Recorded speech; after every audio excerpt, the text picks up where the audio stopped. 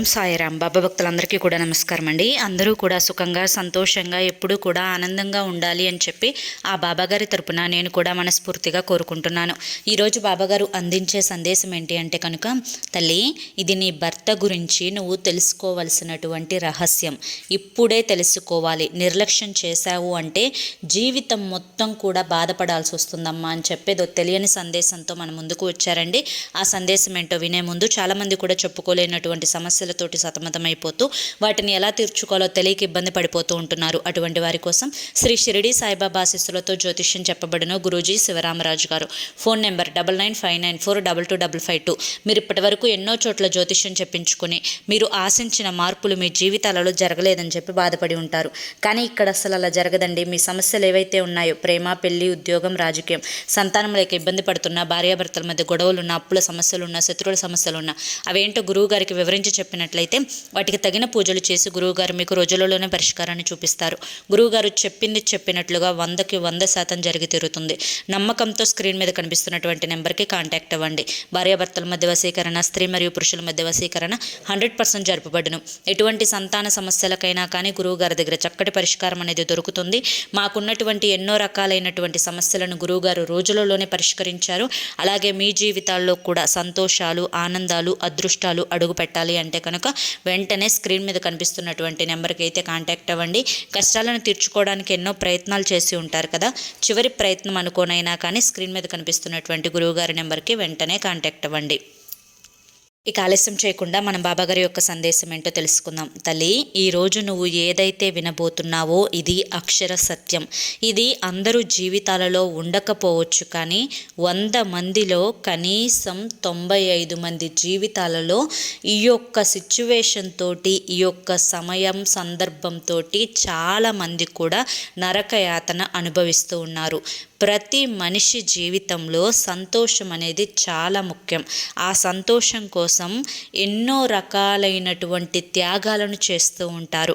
ఇక్కడ వివాహమైన తర్వాత భార్య భర్త ఒకరికి ఒకరు అని చెప్పి నిర్ణయించుకొని పెళ్లి చేసుకున్న తర్వాత భర్త మాత్రం తన యొక్క బాధ్యతను మర్చిపోయి కుటుంబ భారాన్ని మోయాల్సింది నేనే, అలాగే కుటుంబం మంచి చెడ్డలు చూడాల్సింది నేనే, పిల్లలతోటి టైం ఎక్కువగా గడపడం, భార్యతోటి టైం ఎక్కువగా గడపడం, ఫ్రెండ్స్ తోటి టైం గడపటాన్ని తగ్గించుకోవడం, అలాగే బాధ్యత, విలువలు, చదువు ఇవన్నీ కూడా పట్టించుకుంటూ ఒక్కరి మీదనే జీవితం మొత్తం ఆధారపడకపోయినా, కుటుంబ భారం మొత్తం కూడా ఒక్కరి మీద పడకపోయినా, అతనికి ఎటువంటి అలవాట్లు అనేవి లేకుండా ఉంటే, అంటే ఉదాహరణకి మద్యపానం కానీ, లేదంటే కనుక సిగరెట్లు తాగడం కానీ, లేదంటే కనుక ఇంకా వేరే ఇతర సంబంధాలు ఎవరితోనైనా ఉండటం కానీ, ఇలా ఏ అలవాట్లు లేకుండా తనకు తన కుటుంబమే ప్రపంచం అనుకున్నప్పుడు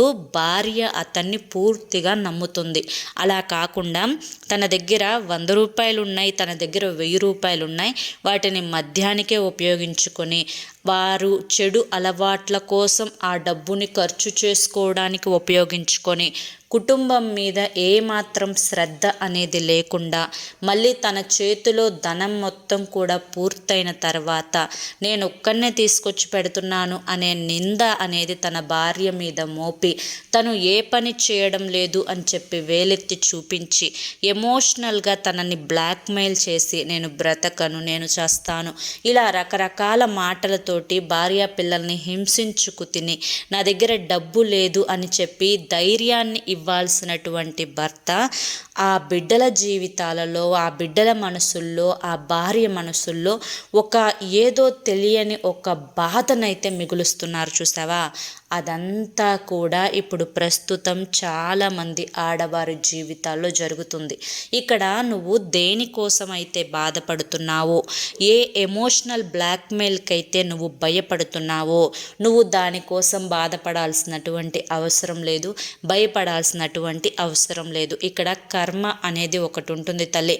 ఎవరు చేసిన కర్మకి వారు బాధ్యత అనేది, కర్మ అనేది అనుభవించక తప్పదు. ఈరోజు తను నిన్ను ఎమోషనల్ బ్లాక్మెయిల్ చేస్తూ ఉండడం వల్ల నువ్వు భయపడిపోయి నీ దగ్గర ఉన్నటువంటి రూపాయి 2 రూపాయలు ఖర్చు చేసుకున్నావు అంటే తనకి బాధ్యత అనేది తెలియకపోగా తను మళ్ళీ ఇంకో 2 రూపాయలు నువ్వు బయటకు తీస్తావేమో అని చెప్పి మరొక డ్రామా మొదలు పెట్టడానికి సిద్ధపడతాడు.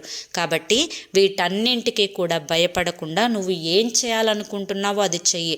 అంతేకాని ఇటువంటి భయాల గురించి, ఇటువంటి డ్రామాల గురించి, ఇటువంటి నాటకాల గురించి, ఇటువంటి బెదిరింపుల గురించి నువ్వు భయపడిపోతూ నువ్వు జీవితంలో అడుగేశావు అంటే నీ జీవితం మొత్తం కూడా నాశనం అవుతుంది. నీ జీవితం మొత్తం కూడా నీ చేతులారా నువ్వే నష్టపరుచుకోవాల్సి వస్తుంది. కాబట్టి చెప్తున్నానమ్మా, ఇప్పటికైనా నువ్వు నిర్లక్ష్యం చేయకుండా నువ్వు ఏ ఎమోషనల్ బ్లాక్మెయిల్కి, ముఖ్యంగా నేను చేస్తాను, నేను బ్రతకను, నేను చేయలేకపోతున్నాను, నా వల్ల కావడం లేదు, నేను ఇక్కడ అప్పులు చేశాను, నీ బంగారం ఇవ్వు, ఈ అప్పులు తీర్చుకుంటాను నువ్వు అని ఇంట్లో లేనప్పుడు బంగారాన్ని దొంగచాటుగా తీసుకువెళ్ళడం, పడుకున్నప్పుడు కాళ్ళ పట్టీలు దొంగచాటుగా తీసుకెళ్ళడం, ఇలా చేసేవాళ్ళు కూడా చాలామంది ఉన్నారు.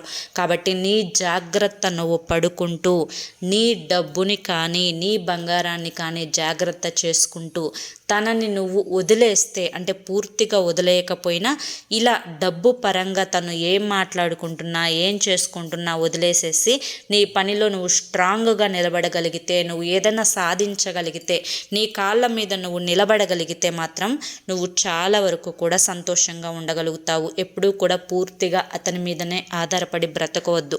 నీకంటూ ఎందులో ఒక టాలెంట్ ఉందో అందులో నువ్వు ఒక టీచర్గా వెళ్తావు, లేదంటే ఒక మిషన్ కుట్టుకుంటావు, లేదా ఒక పొలం పనికి వెళ్తావో, లేదంటే కనుక ఇంకా ఏదైనా పనులకు వెళ్తావో, నీ కాళ్ళ మీద నువ్వు నిలబడు. ఆ రూపాయిని జాగ్రత్త చేసుకో. అది నీ పిల్లల కోసం వాడుకో, నీ కోసం వాడుకో. అంతేకాని తను భయపెడుతున్నాడు అని చెప్పి ఆ దాచుకున్న రూపాయిని కూడా తీసుకొచ్చి ఇంట్లో పెట్టుకొని ఆ రూపాయిని కూడా నువ్వు వదిలేసుకున్నావు అంటే రేపటి రోజున వెనక్కి తిరిగి ఏదైనా కష్టం వచ్చినా, ఆపద వచ్చినా నీ చేతిలో రూపాయి నీకు లేకుండా పోతుంది అన్న విషయాన్ని గుర్తుంచుకో. ఎంత భర్త అయినా కానీ పూర్తిగా నమ్మకూడదు అన్న విషయాన్ని నువ్వు తెలుసుకో. నేను ఇది ఇప్పుడు నీకు చెప్పి తీరాలి. ఒక తండ్రి స్థానంలో ఉన్న నేను నీకు నా బిడ్డ తప్పుడు వైపు అడుగు వేయకూడదు, నిజాలు గ్రహించాలి, వాస్తవాన్ని తెలుసుకోవాలి అన్న ఉద్దేశంతో నేను నీకు చెప్పి తీరాలి. కాబట్టే చెప్పాను.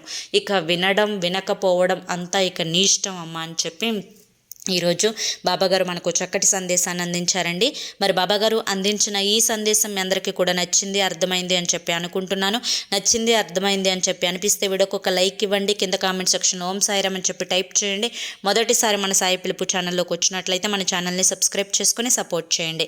రేపు మరొక మంచి వీడియోతోటి మళ్ళీ కలుసుకుందాం. అంతవరకు కూడా బాబాగారి యొక్క ఆశీస్సులు మీ మీద, మీ కుటుంబ సభ్యుల మీద ఎల్లకాలం ఉండాలి అని చెప్పి మనస్ఫూర్తిగా కోరుకుంటూ సర్వేజన సుఖినో భవంతు. ఇక మీరు ఎటువంటి కష్టాలతోటి బాధపడుతున్న స్క్రీన్ మీద కనిపిస్తున్నటువంటి గురువుగారి నెంబర్కి వెంటనే కాంటాక్ట్ అవ్వండి.